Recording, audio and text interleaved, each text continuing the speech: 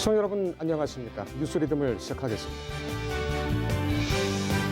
정부가 2025년 3월부터 자율형 사립고와 외국어 고등학교, 국제 고등학교를 모두 일반 고등학교로 전환한다고 발표했습니다. 이 불공정을 해소하고 사교육 피해를 없애겠다는 건데 반발이 만만치 않습니다. 오늘 뉴스 분석에서 취재 기자와 함께 하나하나 브리핑해 드리겠습니다. 한국전력이 이달 말쯤 이사회에 전기요금 체계 개편안을 내놓을 것으로 보입니다. 하지만 이해관계가 워낙 복잡하게 얽힌 민감한 문제라 정부 승인까지는 상당한 시간이 걸릴 것으로 보입니다.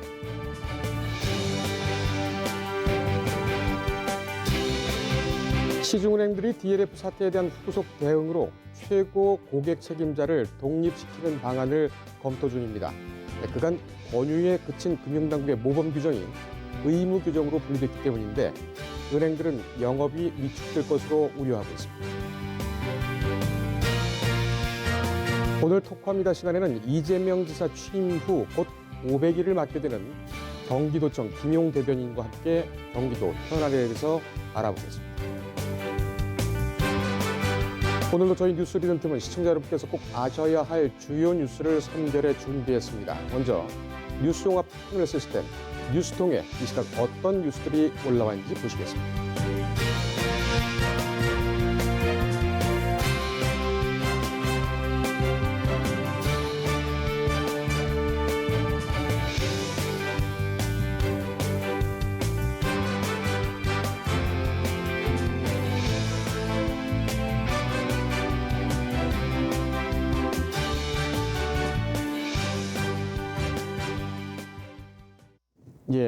오늘 2025년 3월부터 이 자율형 사립고와 외국어고, 국제고 등이 모두 일반고로 일괄 전환되게 됩니다. 불공정을 해소하고 사교육 폐해를 없애겠다는 것이 이 정부 방침인데 50년 만에 교육제도가 역행하고 있다며 반발이 상당히 거세고 있습니다.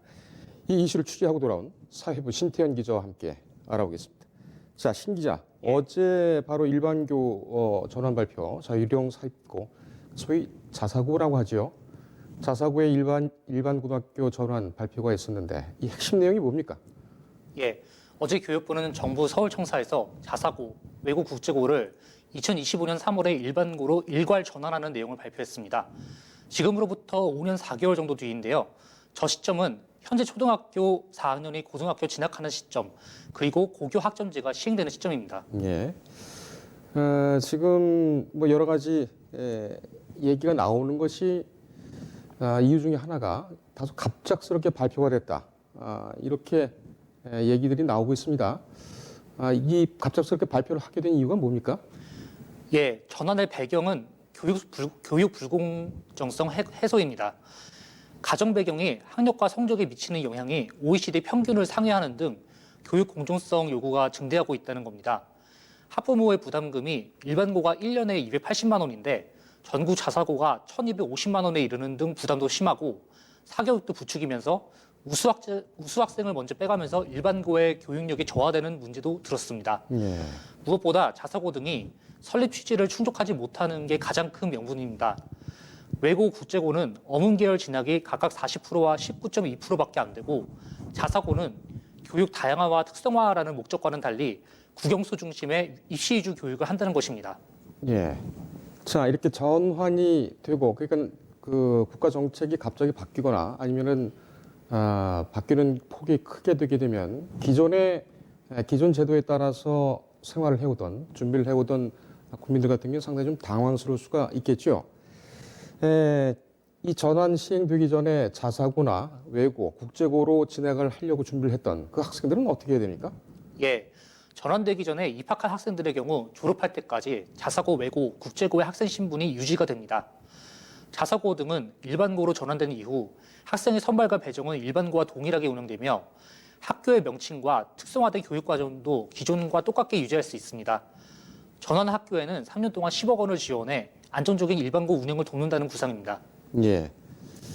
화요일에 학종 실태 조사가 있었고 다소 좀 충격적인 내용도 나왔습니다. 특히 고교 서열화 이것이 가장 큰 충격을 줬는데 정단이 일반고로 바꾸면서 이 지금 일반고로 다 전환하게 되면은 그런 폐는 없어질지라도 강남 8학군 소위 그 학군이 좋은 곳이죠. 이런 쪽으로 그 학생들이 대거 몰리면서 과거와 같은 그런 병폐, 다시 말하면은 강남, 서울 강남 지역을 중심으로 한 사교육의 열풍 이런 것이 또 후유증으로 나오지 않겠느냐 이런 지적도 있죠. 예, 일단 교육부는 과학과 영재고는 설립 취지를 달성하고 있다는 이유로 이제 좀 유지를 하려고 합니다. 과학고의 이공계 진학이 96.8%라는데요. 다만 학생 모집 시기와 방법을 개선하는 등 사교육 유발 요인을 정비하려는 방향을 이제 택하려고 합니다. 예를 들어 영재학교의 자필평가를 폐지하고 입학 전형의 사교육 영향평가를 실시하며 과학고 영재학교의 지원 시기를 일치시키는 방식입니다. 자, 잠깐만요. 제가 지금 질문한 건 그 얘기가 아닌데 지금 그러니까 자율형 사립고라든지 외국 고등학교, 국제고등학교 여기는 특성화된 고등학교들이고 과목도 그렇게 하긴 하지만은 일단 대학 진학률이 좋았지 않습니까? 일반 고등학교보다. 그렇게 되면은 이 고등학교를 다 일반 고등학교로 전환을 하게 된다면 똑같은 교육 체계를 받고 교육을 받을 텐데 예전에도 그랬단 말이죠. 그러니까 그 국제고나 외고, 자율형 사립고가 없었을 때에 일반 고등학교들끼리 경쟁을 할 때 그때는 학군 중심으로 돌아갔단 말입니다. 지금 저 자율형 사립고라든지 외고나 국제고 이렇게 됐을 경우에는 과거와 같은 그런 병폐가 또 있지 않겠느냐 이렇게 질문을 했는데요. 예, 그 말씀하신 그런 비슷한 진단이 좀 이제 나오고 있는 상황입니다. 이제 서열화 극복이 과연 제대로 되겠느냐 이 정책으로 그런 우려가 있는데요. 입시학원, 종로학원, 하늘교육은 그 기존의 뭐 학종 실태조사에서도 나왔지만 수시와 학종 정시 모두에서 명문학교가 유리한 것으로 판단되는 결과들이 이미 나온 상황입니다. 그래서 예. 이제 명문학교와 명문학군에 대한 선호가 과거보다 더 높아져 있는 상태라고 추정했는데요. 예. 이런 상태에서 말씀하신 대로 뭐 외고, 국제고, 자사고가 명문학교로 부상을 하고 그러면 이제 초등학교 4학년 이하부터 명문학군으로의 이동이 본격화되는 등 이제 지금 현재 고교 유형 간의 격차가 일반고 사이의 격차로 모양만 바뀔 수 있다고 지적이 나왔습니다. 예. 그래서 이에 대해서 교육부는 일단 현재 그 자사고, 외고, 국제고로 대표되는 학교 유형의 다양성이 일반고 역량 강화와 고교 학점제로 인해서 학교 내부의 다양성으로 대체되면 된다는 입장입니다. 예. 명문 학교가 있더라도 다양성이 있지 않으면 되느냐는 좀 이상적인 답변을 내놨습니다. 예. 방금 전에 그 질문을 할 때 과학고하고 영재학교를 얘기를 하면서 여긴 왜 일반 학교로 전환에 대상되지 않았느냐. 아마 이 질문을 예상을 했는데 갑자기 풍선 효과를 얘기를 하면서 강남 8학군을 얘기를 하니까 조금 헷갈렸던 모양이군요. 일단은 뭐 그 과학고하고 영재학교는 아까 얘기를 했던 것과 같이 일단은 설립 취지를 달성하고 있다. 글쎄요, 이 현실 실무를 하고 있는 각 현실 학교에서는 어떻게 평가를 할지는 모르겠으나 일단은 이렇게 간다는 거 아니겠습니까? 알겠습니다. 그러면은 지금 방금 얘기를 했듯이 이 학군의 집중 현상도 있을 테지만 우리가 알지 못하는 예측하지 못한 그런 실무상의 그러니까는 과학 외고라든지 자사고에서만 볼 수 있는 그 현장에서 볼 수 있는 그런 우려되는 사항에 대한 그 지적은 없습니까? 어떤 게 있습니까? 예, 일단 그 서울 자사고 모임인 이제 자사형 같은 경우는 예. 이제 교육부 발표 직후 서울중구 이화 여자고등학교에서 기자회견을 열었습니다. 예. 뭐 일단 이번 교육부의 정책이 내년 총선 만에 정치적 유불리만을 고려했다고 하며 이제 폭거하면서 이제 투자 비용 손실, 과도기 기간의 유무형 피해에 대한 책임을 물겠다고 했는데요. 예. 뭐 예를 들어 일반고에서 자사고로 전환을 했다면 이제 그동안에 뭐 기숙사에 투자도 했을 것이고 그런 등등 좀 여러 가지 비용을 들였는데 이것에 대해서 좀 애로사항이 있다는 것이고 또 그쪽에서도 자사고가 어쨌든 그동안 그 내부에서 고교 어떤 과정의 다양성을 추구해온 건 사실인데 네. 이것을 없애는 게 과연 가당키나 한 것이냐 뭐 이제 그런 식의 반응입니다. 예. 교육부도 설명을 했을 텐데요. 어떻게 설명합니까?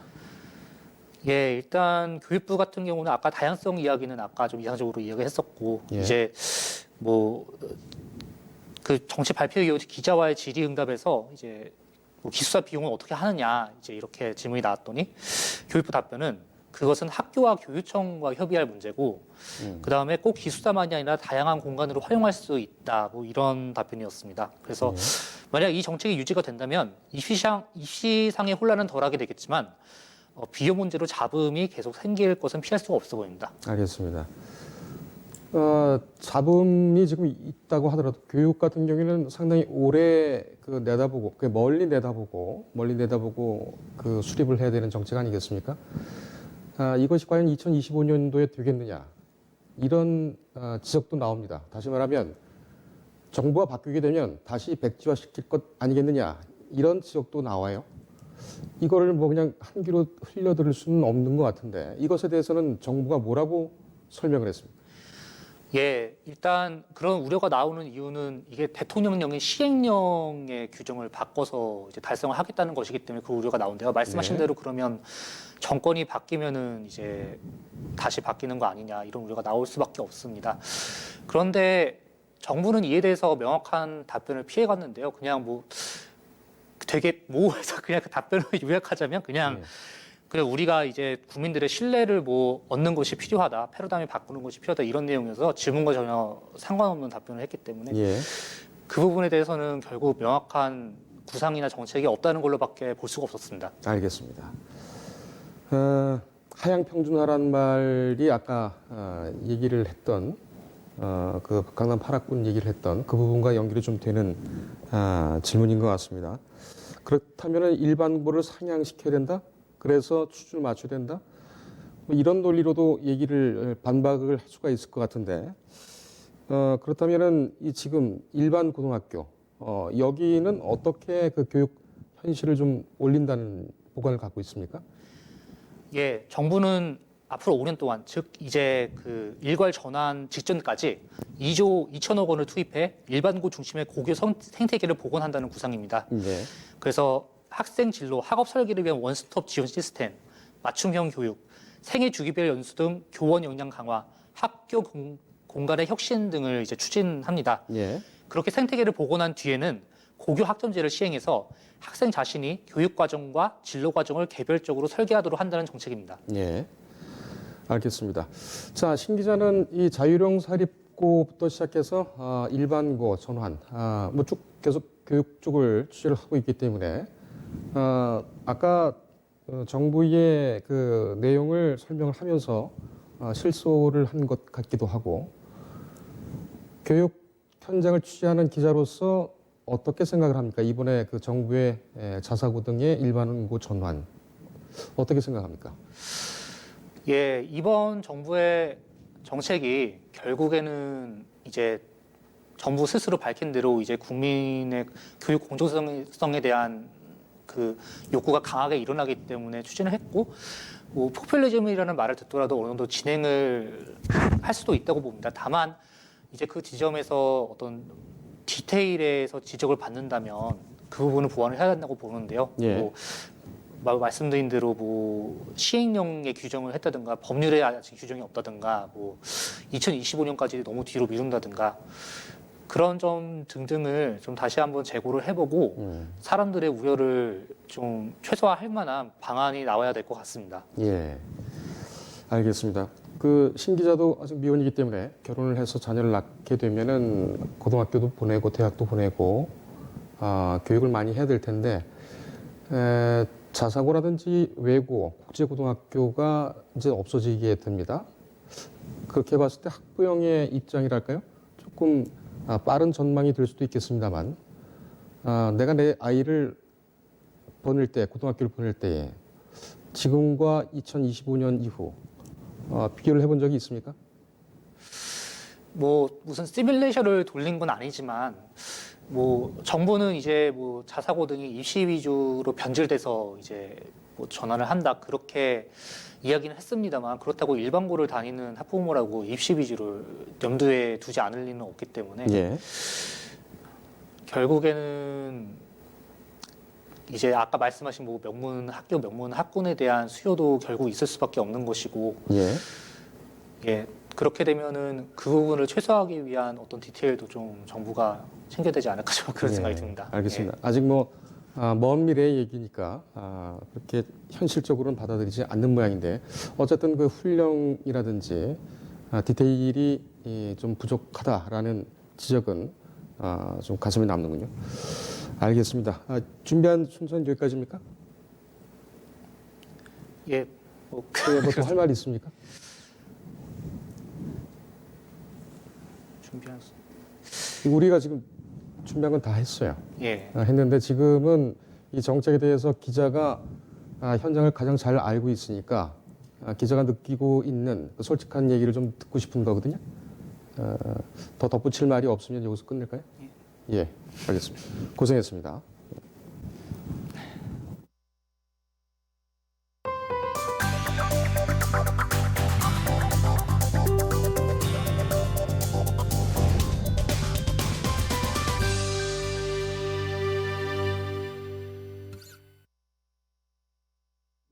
예, 한국전력이 이달 말쯤에 이사회에 전기요금 체제 개편안을 내놓습니다.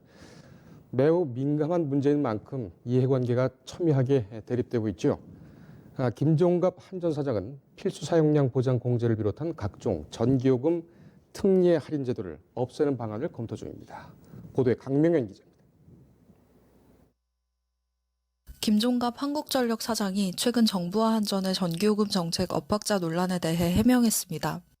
김 사장은 지난 6일 광주에서 열린 빅스포 2019 행사장에서 기자들과 만나 고객과 투자자에게 잘못된 시그널을 주고 싶지 않다며 전기요금 특례 할인 폐지 여부에 대해 정부와 충분히 대화해 간극을 좁혀 나가겠다고 밝혔습니다. 김 사장은 최근 필수 사용량 보장 공제를 비롯한 각종 전기요금 특례 할인 제도를 일몰시키겠다고 언급한 바 있습니다. 적자에 시달리고 있는 재무구조 부담을 덜겠다는 취지입니다. 이후 주부부처인 산업통상자원부의 성윤모 장관은 김 사장의 발언이 적절치 않다고 평가했습니다. 이에 대해 김 사장은 애초에 특례 할인은 기간이 정해져 있고 끝나면 일몰되는 게 제도 취지라며 오는 28일 이사회에서 전기요금 체계 개편 관련 로드맵을 논의할 것이라고 말했습니다. 한전 실적에 대해서는 3분기 흑자를 내다봤습니다. 3분기는 여름철 냉방 수요로 전력 판매량이 늘어나는 시기입니다. 다만 올해 전체 실적은 연료비 인상으로 작년보다는 안 좋을 거라고 설명했습니다. 정부의 탈원전 정책이 한전 실적에 영향을 준 것 아니냐는 지적에 대해서는 원전을 덜 돌리는 것을 탈원전으로 보기 어렵다고 언급했습니다. 한전공대 설립과 관련해서는 기존의 한전 연구개발 방식으로는 신에너지 분야에서 성과를 내기 힘들다며 한전공대를 통해 융합 연구가 가능하다고 설명했습니다. 뉴스토마토 강명현입니다.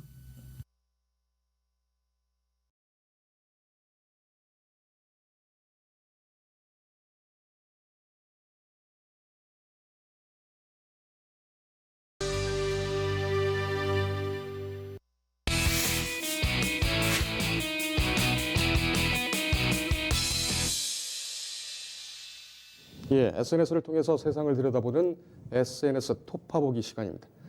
오늘도 김은별 기자 나왔습니다. 오늘은 어떤 소식 가지고 왔습니까? 네, 이번 주에도 좀 많은 소식들이 있었습니다. 첫 번째로는 이 홍준표 한국당 의원, 전 한국당 대표가 일침을 날렸는데요. 예. 그 부분을 한번 짚어보고요. 두 번째로는 이제 방금 뉴스 분석에서 다뤘던 자사고 폐지가 이제 정치권에서도 의견이 좀 갈립니다. 그래서 네. 그 부분을 들여다봤습니다. 네. 그리고 마지막은 오케이 부머라고 소위 이제 외국에서의 꼰대라는 말과 비슷한 건데 이제 잠시 후 말씀을 드리겠습니다. 예. 첫 소식부터 볼까요? 네, 김태흠 자유한국당 의원이 홍준표 전 한국당 대표에게 거친 입 이렇게 말을 했는데요. 네. 이에 맞서서 글을 올렸습니다. 홍 전 대표는 너희들 듣기에 거친 입이지 국민들 듣기에는 속 시원한 입이라며 내가 너희들 상대냐 국민들 공감받는 사람들이나 당당하게 대표가 나서라 라고 말했습니다. 예. 이 김태흠 의원은 좀 친박계 인사로 잘 알려져 있죠. 그래서 이 김희 의원이 서울 강남과 영남 지역 3선 이상 의원들의 용퇴를 좀 요구를 했는데요. 네. 총선을 두고 이 당내에서 친박과 비박 간의 세력 다툼이 시작된 것이 아니냐 예. 이런 분석이 나옵니다. 네. 그리고 홍 전 대표는 또 다른 글을 올렸는데요. 이 공천 물갈이의 기준을 좀 제시를 했습니다. 예. 이 선수나 지역을 기준으로 하는 것이 아니라 가장 첫 번째로 고려돼야 하는 것이 이 국회의원감이 되느냐, 그리고 그 다음이 당에 대한 헌신 지수, 그리고 의정 활동 지수와 지역구 지지율, 교체 지수가 물갈이 공천의 기준이라고 말했습니다. 예. 그러면서 한국당이 정치적으로 이제 큰 상처를 입은 순간이 있었고 괴멸 직전까지 갔으니 이번 물갈이 때 혁신이 되지 않으면 모두가 공멸할 수 있다 이렇게 말을 했습니다. 예. 홍 전 대표도 지금 글쎄요, 물밑으로 뭔가 작업을 하고 있는 것 같은데 네, 일단 자기 고향 쪽에 훈수를 두면서 네, 간을 보고 있는 것 아닌가 이렇게 또 생각이 드네요. 김태흠 의원하고는 사이가 아주 안 좋죠. 네, 좋지 않죠. 예. 그렇습니다. 글쎄요, 보수도 대통합되는 시대인데 아하. 친이와 치박 또 반박 통합되는 것도 볼 수 있을까요? 통합되는 거에 대해서 박지원 의원도 좀 약간 부정적인 의견을 좀 올린 바가 있죠. 예. 네, 페이스북에 잘 모르겠네요. 뭐 보수 대통합이 이루어질 수 있을지는 아직 좀 지켜봐야 될 것 같습니다. 예, 어젠가요? 네. 우리 패널로 나왔던 김현 더불어민주당 사무총장 같은 경우에는 자유한국당이 결국은 우리공화당하고 같이 합칠 것이다라는 네. 그런 전망을 했는데 네. 오늘 또 조간 신문들을 보니까 보수 대통합이라는 또 어떤 바람이 또 불고 있다는 그런 네. 소식도 있었네요. 예, 하여간 재밌습니다. 다음 소식 볼까요? 네. 앞서 이 교육부가 올해 말까지 초중등교육법 시행령을 개정해서 2025년부터 자사고와 외고 그리고 국제고를 일반고로 전환한다고 밝혔는데요. 의원들의 의견도 좀 갈렸습니다. 이준석 전 바른미래당 최고위원은 어제 올린 대로 파락군의 집까진 이 문재인 정부의 공직자들은 화끈하게 돈 좀 벌겠네. 시험 봐서 갈 수 있는 좋은 학교와 30억짜리 주택에 살아야 갈 수 있는 좋은 학군의 학교가 주는 기회의 차이는 매우 크다. 이렇게 비판을 했습니다. 예. 의외로 또 장제원 한국당 의원은 이 결정 자체는 환영한다는 의사를 밝혔는데요. 네. 고등학교까지는 국가 책임하에 모든 학생들이 차별 없는 교육 기회와 교육 프로그램을 제공받아야 한다며 문제는 상향 평준화를 이룰 수 있냐 그 부분을 짚었습니다. 예. 장제원 의원은 지난 조국 전 법무부 장관 인사청문회 전후로 네, 이 자녀 문제 때문에 상당히 그 못매를 맞았었죠. 그렇죠. 문매를 맞았었는데 네. 이 더불어민주당 그러니까 상대당이죠. 라이벌당에 대한 그 인사 영입 팀 금태섭 의원이 들어갔던 부분 네. 그리고 또 지금 나왔던 저런 정부 정책에 대해서는 통 크게 또 칭찬을 하고 있어요. 네, 그렇습니다. 저런 게 보면은 네. 글쎄요. 진작 저렇게 했으면 어땠을까 하는데 바로 앞이 또 총선이라 예, 뭐 순수하게 봐야 되겠죠. 그렇게 보는 게 좋지 않을까요? 예. 네. 다음 소식은 뭡니까? 네, 해외 소식 중에 눈여겨볼 만한 소식인데요. 지금 네. 유튜브에서도 굉장히 핫한 그런 소식입니다. 25살의 뉴질랜드 의원 클로에 스워브리 녹색당 의원이 이제 2050년까지 뉴질랜드 탄소 배출을 없애는 법안에 대해서 연설을 했는데요. 이 기성 정치인들이 기후 변화를 외면했다 이런 취지의 발언을 했을 때 한 네. 기성 정치인이 약간 야유를 이렇게 얘기를 했습니다. 그러자 이 스워브리 의원이 오케이 부머라고 대꾸를 했는데요.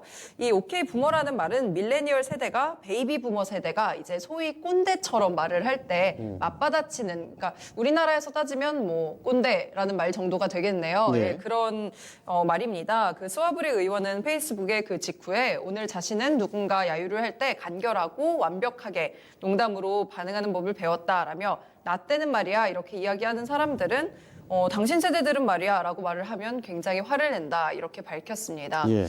예, 요즘 워낙 이 꼰대, 뭐 세대 차이, 밀레니얼과 또 90년대생들 온다 이런 책도 있지 않습니까? 그런 것처럼 워낙 세대 차이가 강조되고 있는데 정치권에서 이런 말이 등장한 것은 처음이라 좀 눈여겨서 가져와 봤습니다. 그렇군요. 뭐랄까요? 사회의 주력으로 활동하던 자신들이 네, 어떻게 보면 새로 나오는 신진 세력에 밀리거나 아니면 네. 또 견제를 당할 때에 그 세대별로 좀 집결되는 게 있습니다. 이 결집이 되는 게 좀 네, 있죠. 그렇죠. 그럼 네, 그래서 가장 요즘 많이 들었던 또 예전부터 많이 얘기가 나왔던 것들이 요즘 젊은이들은 네, 버릇이 없어 맞습니다. 이런 얘기를 하곤 하는데 과거에 그 이집트 피라미드를 처음 발견했을 때도 네. 그때 상형 문자에도 그런 내용이 있었다고 하죠. 그런가요? 예, 요즘 네, 몰랐습니다. 뭐 어떻다 우리하고는 좀 다르다. 예, 모든 세대가 좀 아울러서 대통합하는 그런 네, 세대 아름다운, 대통합에. 아름다운 시절이 좀 왔으면 좋겠네요. 네. 여기까지입니까? 네, 오늘 준비한 소식은 여기까지입니다. 네, 오늘도 고생했습니다. 예, 김은별 기자와 함께했습니다. 다음 소식입니다. 시중은행들이 DLF 사태에 대한 후속 대응으로 최고 고객 책임자, 이 CCO라고 하는데 이 최고 고객 책임자를 독립시키는 방안을 검토하고 있습니다. 그간 권유에 그친 금융당국의 모범 규정이 의무로 바뀌었기 때문인데 울며 겨자 먹기로 은행들은 검토 중입니다. 보도에 신병당 기자입니다. 은행들이 DLF 사태의 최고 고객 책임자 CCO 독립 선임을 울며 겨자 먹기로 받아들여야 할 상황입니다. 소비자 보호에 대한 요구가 높아지자 그간 권유에 그친 금융당국의 모범 규정이 의무로 분위기가 바뀐 모습입니다. 이번 사태를 계기로 당국의 소비자 보호 강화 방침이 탄력을 받고 있어 은행들은 영업활동이 위축될까 우려를 하고 있습니다. 한 은행권 고위 관계자는 DLF 사태 이전에는 당국에서 CCO 선임을 독립했으면 좋겠다는 분위기였으나 최근에는 강화하라는 입장이라며 관련 문제들이 계속해 불거지니 은행들도 대다수 따라야 한다는 추세이다고 말했습니다. CCO는 기업의 고객 입장을 전파하고 조언을 하는 등 고객 관련 이슈를 전담하고 책임지는 자리입니다. 매출, 이익 등 기업의 입장이 아니라 고객의 입장을 전파하고 조언하게 됩니다. 주요 시중은행 중 KB 하나은행을 제외한 국민, 신한, 우리, 농협은행 임원이 CCO를 겸직 중입니다. 그간 은행과 금융사들은 CCO 독립선임에 대해 난색을 표해왔습니다. 금융당국이 말하는 소비자 보호의 범주가 모호하고 변동성이 있는 기준이 독립선임 의무에 포함된다는 이유에서입니다. 반대로 금융당국은 임원 겸직에 소비자를 위한 업무 독립성과 집중력이 떨어진다고 판단해 지난 7월 CCO 겸직 금지를 담은 모범 규준 개정안을 내고 보호 강화를 예고한 상태입니다. 금감원 관계자는 은행이 성장성만 따지다 보니 소비자 보호에 간과하는 부분과 사고가 많다면서 CCO를 중심으로 내부 통제를 통한 개선이 되길 기대하고 있다고 설명했습니다. 뉴스토마토 신병남입니다.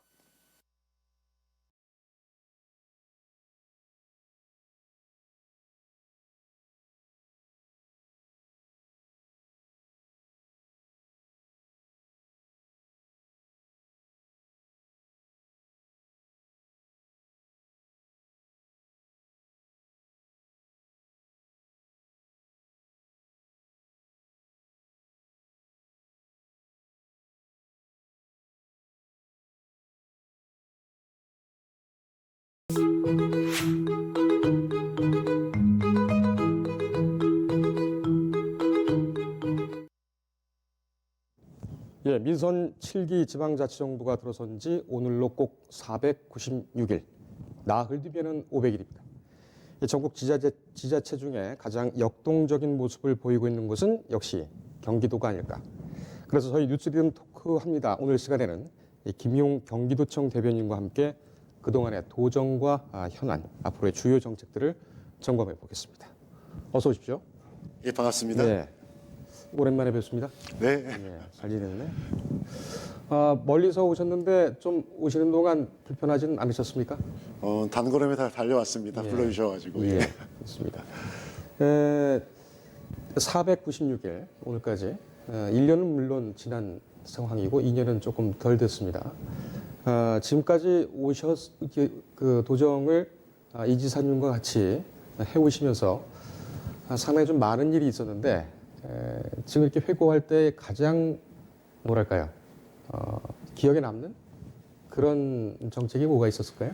아무래도 가장 기억에 남는 거는 이제 저희가 정말 다양한 정책들을 전국적으로 펼치면서 저희 경기도에서만 이게 시행되지 않고 경기도에서 1년 잠깐 좀 넘는 시간 동안 했던 정책들이 예. 전국으로 많이 퍼지면서 가령 뭐 경기도 지역화폐라든가 그리고 저희 뭐 청년 기본소득 그리고 공공산후조리원 그 외에 또 이제 닥터 헬기라든가 이런 많은 좋은 정책들이 전국에서 인정받고 전국 각지로 퍼지면서 그야말로 경기도의 이 나비 효과가 예. 전국적으로 일고 있다 이런 평가를 저희가 받아가지고 예. 무엇보다 그 부분이 가장 좀 많이 보람스럽습니다. 지역화폐 말씀이시군요. 네. 예, 그 부분에 대해서는 뭐 워낙 잘 알려져 있고 또 상당히 활성화되어 있는 걸로 네. 저희도 알고 있습니다.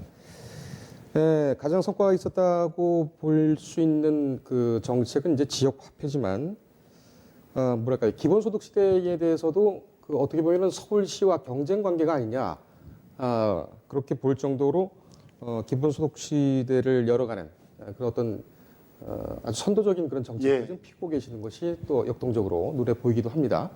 이것은 어떻게 지금 그 평가를 내부적으로 하고 계시고 진행을 하고 계십니까? 최근에 이제 서울시에서도 굉장히 기본소득을 확대하겠다 이렇게 이제 발표를 하셨죠. 예. 근데 저는 너무 좋습니다. 이게 대한민국을 대표하는 자치단체들이 앞장서 좋은 정책을 갖다 경쟁력으로 펼치는 거 너무나 바람직하고 그리고 기본소득은 이미 이제 알려진 것처럼 우리가 4차 산업혁명 이후에 이미 많은 일자리들이 좀 감소하고 있거든요. 그래서 예. 이거를 갖다가 정말 우리 국민들의, 도민들의 이 생활을 기본적으로 우리가 보장할 수 있는 새로운 이 발전의 기회를 만들 수 있기 때문에 예. 저희로서는 일부 사실은 서울시에서 뭐 굉장히 최근에 열심히 좀 하고 있습니다만 이렇게 퍼져가면서 전국적으로 됐으면 네. 좋겠고 최근에 이제 미국 대선을 앞두고도 뭐 더 잘 아시겠지만 미국의 그 앤드류 양이죠. 예. 대선 주자가 미국 국민들을 상대로 월 1,000달러를 갖다가 기본소득으로 제공하겠다. 그러면서 현재 이 어려운 이 사회적인 구조의 변화를 갖다가 돌파해내겠다. 이렇게 얘기하고 있기 때문에 아무래도 피할 수 없는 대세이지 않은가 이렇게 생각하지만 일부 그 재원에 대한 우려하는 부분들을 갖다가 저희가 치밀하게 준비해가지고 예. 정말 국민 여러분들께서 이게 저희가 정책을 시행했을 때 받아들일 수 있도록 저희가 조심조심하게 더 확대해 나가도록 하겠습니다. 예. 대변인이시고 또 어떻게 보면은 이재명 지사의 가장 가까운 또 측사시기도 하고 지금 말씀을 해주신 지역 화폐와 기본소득, 기본소득 시대 이 두 가지는 이제 돈하고 또 관련이 되어 있고 네, 그렇습니다. 또 그 대상자들이 어떻게 보면 또 제한이 되어 있는 부분도 있고 기본소득 시대가 이제 특히 그렇습니다만 그렇다면은 도에 계신 분들의 생각들이 다 다르실 것 같아요. 이럴 때는 어떻게 소통을 하시고 어떻게 설명을 또 하십니까? 저희가 그냥 정책 결정을 하는 데 있어가지고 그냥 일방적으로 이렇게 하는 게 아니라 그 전문가들이 포함되어 있는 위원회라든가 또 자문위원회라든가 그리고 토론회라든가 이런 걸 거쳐가지고 정책을 결정하기 때문에 충분히 이런 과정을 통해 가지고 의견들이 수렴되는 이러한 뭐 절차가 있습니다. 따라서 네. 저희가 경기도에서 많은 정책을 펼쳤습니다만은 그런 부분에서는 저는 상당히 좀 이렇게 자치분권 시대에 굉장히 서로 이 컨센서스가 이루어지는 그런 정책 결정이라고 생각하고 이런 부분에 있어가지고는 저희가 최근에 뭐 닥터 헬기라든가 그 외에 이제 또 이 청정 계곡을 도민들에게 돌려드리는 예. 여러 가지 이렇게 도민 환원에 대한 정책이 기조가 되기 때문에 네. 도민 환원이라는 그러한 뭐 큰 기조에서는 대부분의 이 주위분들이 그렇게 뭐 이견이 없다고 생각됩니다. 그리고 예. 또 그런 부분에 있어서는 무엇보다 도민 여러분들께서 너무 환호해 주셔가지고 예. 저는 감사하고 제가 좀 나온 길에 좀 자랑을 하자면은 예. 저희가 올 초에 경기도에 이제 굉장히 많은 그 산하기관이라든가 또 공공시설들이 있습니다. 네. 물론 다 이전에도 열심히 하셨지만 저희가 1,300개 넘는 공공기관의 회의실이라든가 그다음에 그 로비라든가 예. 이런 운동장 이런 거를 저희가 도민께 다 개방을 했습니다. 그래서 이런 결정들이 사실은 쉽지가 않거든요. 예. 이 공조직에서 본인들이 사용하는 이런 부분들을 그래서 이런 거를 시작으로 해가지고 저희가 많은 부분 모든 정책의 가운데는 도민을 두고 도민에게 돌려드리는 그래서 저희가 아까 말씀드린 뭐 청정 계곡이라든가 예. 또 지역 곳곳에 있는 이런 부분 그리고 우리가 작년 초에 임기 들어와가지고 굉장히 이제 뜨거운 이슈였죠. 수술 CCTV 예. 이런 부분도 예산은 사실은 뭐 CCTV가 많이 들지 않습니다. 그렇지만 결국은 우리 경기도에 계신 도민분들의 건강권을 돌려드리는 차원에서 경기도에서 운영하는 이런 의료원에 한해 가지고 저희가 수술 CCTV를 설치하기로 조례를 만들어서 시행하고 있고, 이게 국회에서 사실은 좀 예전부터 입법 논의가 있었는데 굉장히 좀 지난했었습니다. 어려웠었는데 최근에는 국회에서도 굉장히 활발하게 움직여주고 계시고, 또 경기도에서 이제 내년도에는 민간까지 네. 뭐 다는 저희가 할 수 없고 일부 예산을 조금 이제 아껴가지고 민간에도 원하는 데서 원하는 민간의 병원에서는 이 수술 CCTV를 저희가 할 수 있도록 지원하기 때문에 예. 그런 면에서는 아까 말씀드린 것처럼 이 경기도의 나비 효과가 정말 점점 좀 커지지 않을까 생각되고, 결국은 또 그렇게 함으로써 도민들이 많이 도민들의 그 권리를 찾고 그다음에 경기도의 정책들의 이 수혜자로서 받아들인다면 예. 저는 뭐 경기도의 그 변화가 정말 충분히 의미가 있다고 생각합니다. 알겠습니다. 지금 경기에서 추진하고 있는 진행하고 있는 복지 중에 공공개발 이익 도민 환원제도가 있지요. 지금 말씀해주신 뭐 그 계곡을 도민들에게 돌려준다든가 아니면 뭐 응급시설이라든지 네네. 이런 것이 다 포함되는 상황입니까? 아니면 다른 얘기인가요? 이제 지금 우리 앵커님께서 말씀하신 그 공공 개발에 따른 도민 환원은 저희가 이제 그동안 이 큰 광역이라든가 이런 데서 공공의 이러한 개발 사업을 하게 되면은 그 이익을 대부분 중앙 정부에서 국가에서 이렇게 가지고 가서 운용하면서 뭐 사회 기반 시설이란가 이런 데 제공을 합니다만은 이 부분이 정말 여러 사람이 함께 공유하기에는 약간 좀 아쉬운 점이 있죠. 그래서 예.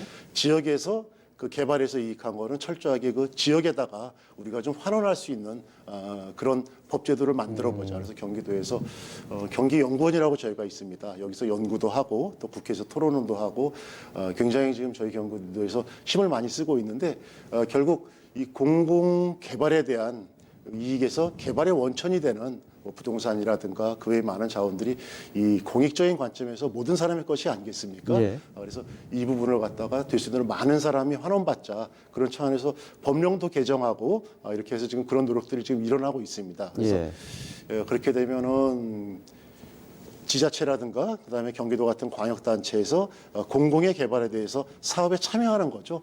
참여해서 법적으로 거기서 나오는 이익을 갖다가 그 지역에 공공시설을 갖다가 확충하고 그다음에 지역에 직접적으로 투입할 수 있는 이런 그 제도로 볼 수 있겠고, 사실은 이 부분은 이게 좀 무리하지 않느냐 이런 얘기도 있는데 예. 실제로 검증이 됐습니다. 현재 이재명 지사께서 성남에서 시장님으로 이제 계실 때 우리가 당시에 그 판교 인근에 대장동이라는 그 개발지가 있었는데 이게 굉장히 10년 이상 난항을 걸렸었는데 저희가 공영개발로 돌려서 거기서 나는 개발 이익을 갖고 성남 본시가지에 공원을 만드는 이런 일이 지금 이제 진행되고 있습니다. 예. 올해 공원이 착공을 했죠. 그래서 성남 같은 경우는 이제 분당에 중앙공원이 있고 아주 그냥 환경이 굉장히 좋은데 본시가지는 공원이 많이 좀 부족하거든요. 근데 결국은 더불어서 같이 가 사는 사회를 위해서 그 공공의 개발을 갖다가 이익금을 갖다 투입하는 거죠. 그래서 본시가지 수정구의 그 수정 이제 중원 지역의 가운데 부분이죠. 거기에 1공단 지역에 정말 분당의 자랑스러운 중앙공원 같은 그런 공원이 조만간 이제 만들어질 것 같습니다. 그래서 개발 이익을 갖다가 함께 향유해서 결국은 함께 사는 사회를 만드는 그런 종착점으로 뭐 다다르지 않을까 생각되기 때문에 굉장히 뜻깊고 이 부분에 대해서는 더 집중적으로 준비해서 정책을 펴나갈 생각입니다. 알겠습니다. 그러니까 정리를 하면은 공공개발 이익 도민 환원제도 같은 경우에는 네. 그동안 뭐 도내에서 뭐 정부나 중앙정부나 지방자치정부에서 공공의 이익을 위해서 개발을 했다고 했는데 그 결국 이익의 주체가 그 도내에 있는 도민들에게 돌아가지 않고 네. 다른 쪽으로 돌아가는 것을 좀 잡아서 도민들에게 환원시켜준다 이렇게 이해를 하면 되겠죠? 네, 맞는 말씀입니다. 예. 가령 예를 들어서 이게 자치분권하고도 연결이 되는 거죠. 예. 우리가 최근에는 이제 자치 분권을 저희 경기도 같은 경우는 이제 뛰어넘어서 지역이 주인되는 이 지역 그 주인의 이러한 시대를 좀 만들어보자. 예. 저는 뭐 개인적으로 그렇게 생각하고 있는데 네. 그런 노력들이 모여가지고 지역 주민들이 이 지역의 공공으로 개발을 해서 물론 이제 이익이 민간에 가는 부분도 있죠. 그렇지만 그 큰 흐름에서 공공이 개발하는 것 같은 경우는 지역 주민한테 최대한 예. 갈 수 있게 제도를 안착시켜서 이제 사람들이 동의할 수 있게 이렇게 여론을 모아가는 게 저희 역할이지 않는가 이렇게 생각됩니다. 알겠습니다. 공공주택 후분양제 얘기도 있죠. 이거 잘 되고 있습니까? 저희가 후분양제는 뭐 명확히 작년 민선 7기에 공약사항으로 가지고 왔었죠. 그리고 예. 주택 문제에 있어서는 뭐 경기도뿐만이 아니라 정말 대한민국 최고의 이 난제죠. 그래서 저희가 후분양제를 갖다가 지금 이제 준비하고 있는데 이게 경기도에서 준비하는 후분양제는 최근에 지금 우리가 주택시장에서 얘기하는 후분양제는 사실은 이 공정이 한 60에서 70%만 진행되면은 예. 그 정도에서 분양하는 것도 후분양제의 범주에 속해 있는데 저희 경기도시공사에서 참여해서 개발 사업에 이 후분양제는 100% 공사를 다 마무리하고 네. 분양하는 거죠. 그렇게. 그래서 후분양제 같은 경우는 뭐 정말 장점이 여러 가지가 있죠. 소비자의 뭐 선택권이라든가, 그다음에 최근에 많은 언론 보도에서 나오고 있는 선부장에서 들어갔는데 하자 보수가 굉장히 많아가지고 그 집에 들어간 분들은 얼마나 사실 고생이 많겠습니까? 예. 집에서 막 물 새고 곰팡이 피고 새집에 그래서 이런 걸 미연에 방지할 수 있는, 그리고 또 이 국가적으로 우리가 이제 투기를 갖다가 좀 제어할 수 있는 그런 상황을 만들 수가 있죠. 뭐 분양권 전매 기간이 좀 단축될 수가 있죠. 예. 그런 면에서 장점이 있죠. 그렇지만 부동산 문제가 너무 이 난제이기 때문에 한 가지 정책으로 어떻게 하면 되겠습니까? 그래서 이 얘기가 나온 길에 저희 경기도의 주택 정책을 제가 조금 부연 설명하자면은 지금 앵커님 말씀하신 후분양제, 그리고 저희가 아까 얘기한 그 공공개발에 따른 그 도민환원과 그 개발이익 환수와 맞물리는 부분입니다. 그 재원을 가지고 경기도의 장기 임대주택을 좀 대량으로 지어보자. 그리고 그 장기 임대주택이 그냥 임대주택이 아니라 좀 3인 가구 예. 이상이 좀 들어가서 편안하게 살 수 있는, 우리가 과거의 임대주택 그러면은 정말 천편일률적으로 뭐 10평, 15평 이렇게 아주 소규모 주택으로 해가지고 아이들이 자라고 이룰 수 있는 환경이 안 되거든요. 그래서 경기도형 장기 임대주택은 정말 유럽식으로 사람들이 길게 이 경기도에서 공급하는 임대주택에서 주거를 할 수 있는, 그래서 저희 뭐 궁극적인 목적은 그래서 그동안의 그 집이라는 이 재화가 그야말로 사는 것이었다면 이제는 누구나 많이 공감하죠. 이게 사는 곳으로 바꿔서 우리 뭐 대한민국의 좀 이 패러다임을 좀 거창하게는 전환을 시켜보자. 뭐 이런 이 참 큰 뜻을 가지고 있는데 쉽겠습니까? 그렇지만 저희가 할 수 있는 노력들 야금야금 하나하나 저희가 할 수 있는 부분에 최선을 다하도록 하겠습니다. 알겠습니다. 그리고 저 부분도 있죠. 저희가 이 건설 원가에 대해 가지고 그동안은 이 부분이 이제 표준품 세금으로 해가지고 굉장히 이제 시중의 단가보다 좀 높았었거든요. 예. 그래서 저희 경기도에서는 작년도에 이거를 갖다, 그것도 뭐 이전에 성남에서 저희가 얘기했던 부분입니다. 시장 표준 단가로 해가지고 그 공사에 들어가는 건설비를 낮출 수 있는 기반을 좀 만들어 보자. 예. 이렇게 했는데 아직은 지금 여기에 대해서 뭐 건설업계에 계신 분이나 또 이제 중앙정부에서도 조금 뭐 시기상조가 아닌가 좀 이렇게 의견을 주고 계셔가지고 계속 조율하면서 예. 저희가 또 이런 중요한 정책을 펼칠 때는 일방적으로 할 수는 없는 거죠. 예. 그래서 서로 협의해 나가면서 그런 환경을 만들려고 계획하고 있습니다. 자, 알겠습니다. 경기도가 가장 지자체 중에 역동적이라고 평가를 받는 것은 아무래도 재정 건전성, 그 자체의 재정을 마련하는데 상당히 적극적이기 때문이지 않은가 이렇게 또 생각이 드는데, 아까 공공개발 이익 동일 환원제도도 그래서 제가 여쭤봤던 거고요. 네.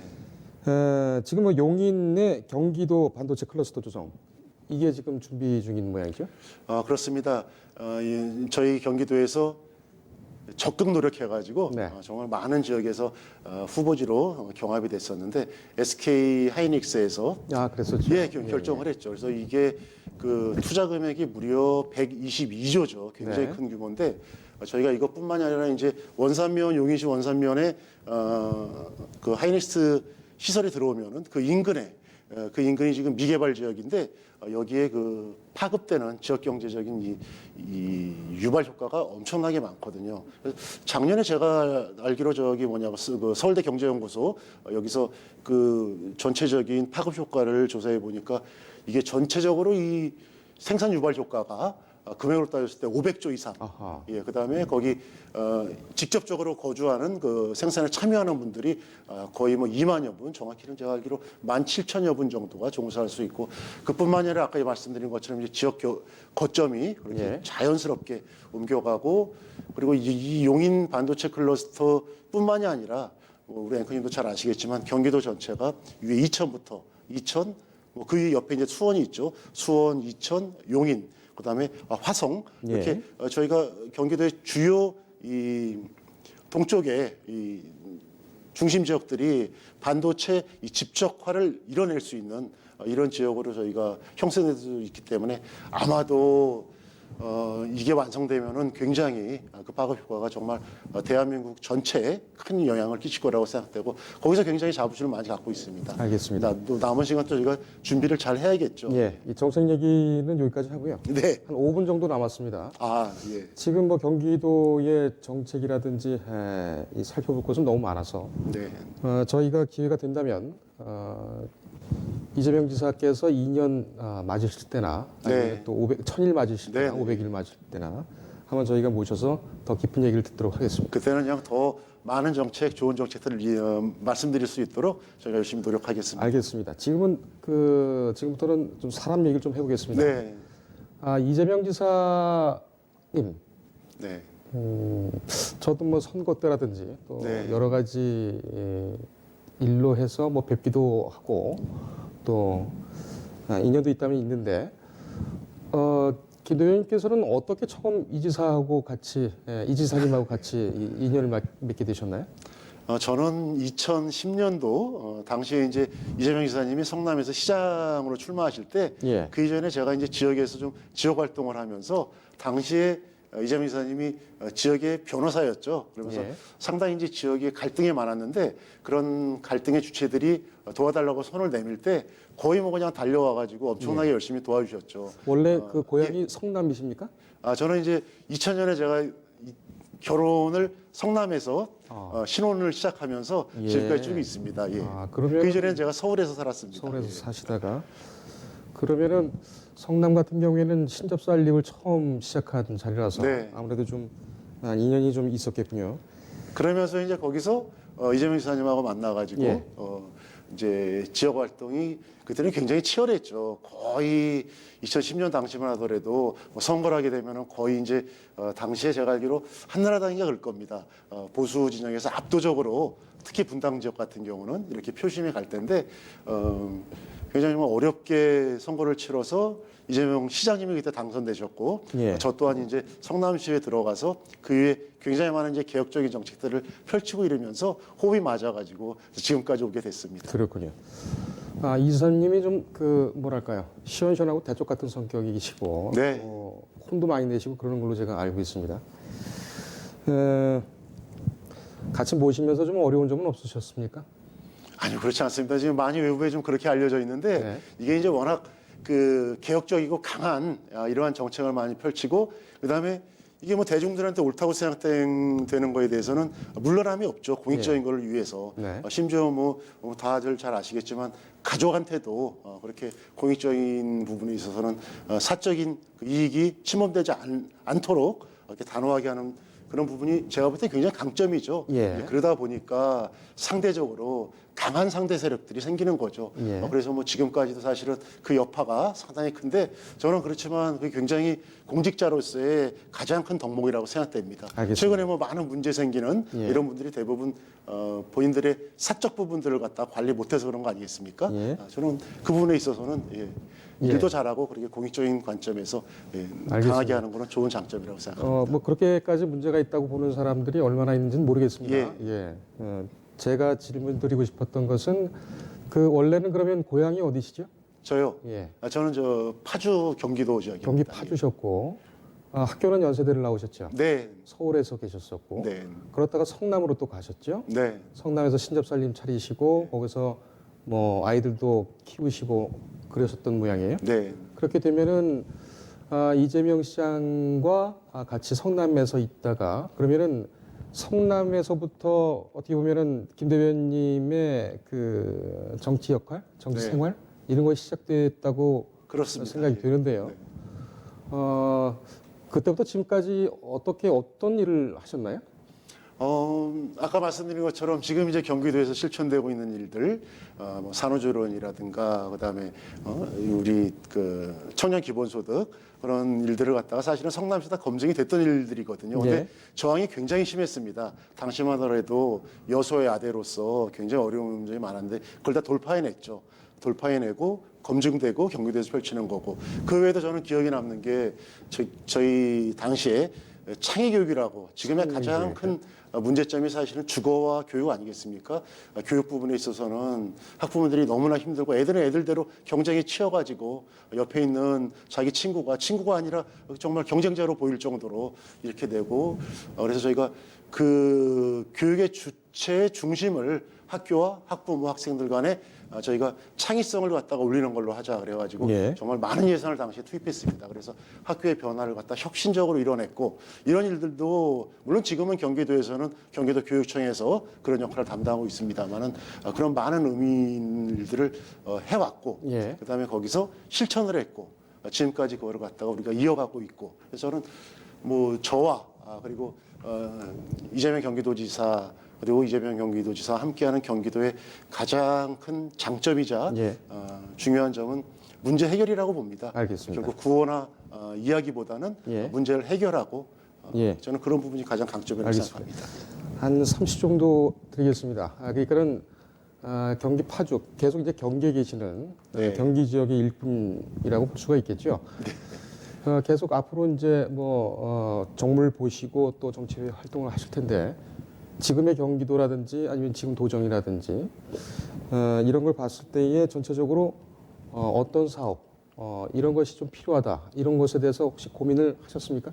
아무래도 경기도에서 역할이 굉장히 많습니다. 그 중에서도 가장 중요한 거는 결국은 이제 도민들이 좀 가처분 소득이 늘어나고 그다음에 도민들이 경쟁을 하면서 내 삶에 도움이 되는 이러한 일들을 저희가 많이 해야 된다고 생각됩니다. 그래서 예. 여러 가지 측면에서 복지도 거기 일환이고 아까 말씀드린 공공개발에 대한 이 도민환원을 만들어서 우리가 경기도의 주거를 갖다가 바꾸는 거. 그 외에도 여러 가지들이 있습니다만은 이게 4차 산업혁명을 맞이해 가지고 여러 가지 측면에서 저희가 준비를 해야 되는데 경제 분야에 있어 가지고 경기도의 성공적인 저희가 이제 판교 이쪽 지역의 테크노밸리에서 그야말로 이 기술 집적적인 이런 산업들이 지금 많이 발전되고 그다음에 스타트업 기업들이 지금 만들어지고 있습니다. 그래서 예. AI라든가 뭐 5G 지금 최근에 저희가 박람회했던 그 자율주행 자동차, 빅데이터 이런 부분을 갖다가 네트워크 연결해 가지고 이걸 갖다가 기업을 키워내고 그다음에 많은 창업 기업들 그다음에 중소기업들이 몰려드는 그런 환경을 만드는 게 저는 굉장히 중요하다고 생각합니다. 알겠습니다. 저희가 준비한 시간 여기까지고요. 또 기회가 되신다면은 또 모셔서 또 좋은 말씀 또 듣겠습니다. 네, 네, 감사합니다. 감사합니다. 예.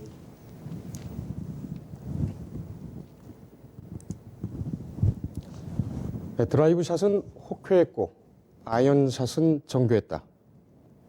골프채 광고 문구가 아닙니다. 이 알츠하이머를 앓고 있다는 88살의 전두환 전 대통령 전 씨의 수익 모습을 이만솔 정의당 부대표가 묘사한 내용입니다. 임 부대표는 7일 어제죠. 홍천에 있는 한 골프장에서 전 씨의 일과와 만나서 국민들이 묻고 싶은 질문을 했습니다. 하지만 전 씨는 제대로 얘기를 하지 않고 피하려고 했죠. 하지만 임 부대표를 만난 전 씨의 모습은 명확하고 또렷했고 당당했습니다. 그동안에 재판에서 알츠하이머 질환자 행세를 했던 것은 아주 다른 모습이었습니다. 오는 11일 오후 2시 광주지법 201호 형사대법정에서 전 씨에 대한 재판이 속개가 됩니다. 전 씨가 출석을 할지, 출석해서 어떤 자세로 임할지 지켜보겠습니다. 뉴스 리듬 여기까지입니다. 감사합니다.